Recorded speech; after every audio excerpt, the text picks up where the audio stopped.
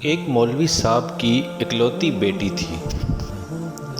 جب وہ جوان ہوئی تو اس کی خوبصورتی کے چرچے پورے گاؤں میں ہونے لگے، اور ایک رئیس کا بیٹا بھی تھا جو بہت شرابی اور بگڑا ہوا لڑکا تھا۔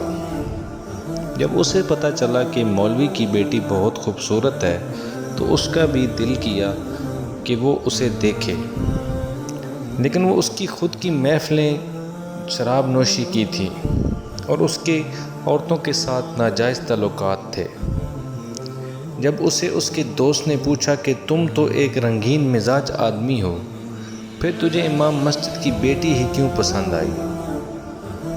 تو اس نے جواب دیا کہ یہ سب چیزیں تو میں دل بہلانے کے لیے کرتا ہوں، مگر ان کو میں اپنے گھر کی زینت تو نہیں بنا سکتا۔ اس کے دوست نے کہا، اگر تم اس لڑکی کو اپنانا چاہتے ہو تو تجھے یہ سب چھوڑنا پڑے گا۔ یہ سن کر رئیس کے بیٹے کو غصہ آ گیا۔ اس نے اپنے دوست سے کہا کہ میرے معاملات میں بولنے کی ضرورت نہیں، میں وہی کروں گا جو میرا دل کہے گا۔ رئیس کا دوست اس کی خرچے پر ہی پل رہا تھا۔ اس نے دل میں سوچا، یہ تو عقل کا اندھا ہے، اگر میں اسے ناراض کر بیٹھوں گا تو میرا خرچہ پانی بند ہو جائے گا۔ اس نے رئیس کے بیٹے سے کہا، یار میں تو مذاق کر رہا تھا، تم بالکل ٹھیک بات کرتے ہو۔ رئیس کے بیٹے نے اپنی ماں کو امام مسجد کے گھر بھیجا تاکہ وہ اس کے رشتے کی بات کر سکے۔ امام مسجد نے کہا، مجھے سوچنے کا وقت چاہیے، میں اپنی بیٹی کی مرضی بھی پوچھوں گا۔ مولوی صاحب اپنی بیٹی کے پاس گئے اور کہا کہ گاؤں کے رئیس کی بیوی اپنے بیٹے کے لیے رشتہ لے کر آئی ہے۔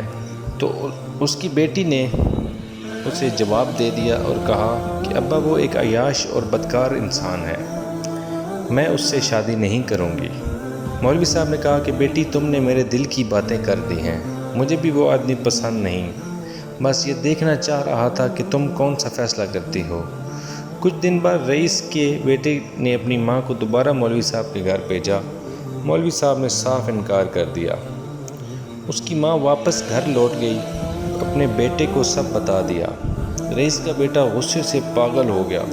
اس نے اپنی ماں سے کہا کہ اس لڑکی نے مجھے ٹھکرا کر بہت بڑی غلطی کی ہے، میں اس کو زمانے میں ذلیل اور رسوا کر دوں گا۔ اس کی ماں نے اسے سمجھایا کہ بیٹا اگر آج تم ایک سلجھے ہوئے انسان ہوتے تو وہ لڑکی تجھے کسی صورت بھی انکار نہ کرتی۔ ہمارے پاس سب کچھ ہے، مال و دولت ہے، لیکن صرف تمہارا کیریکٹر ٹھیک نہیں ہے۔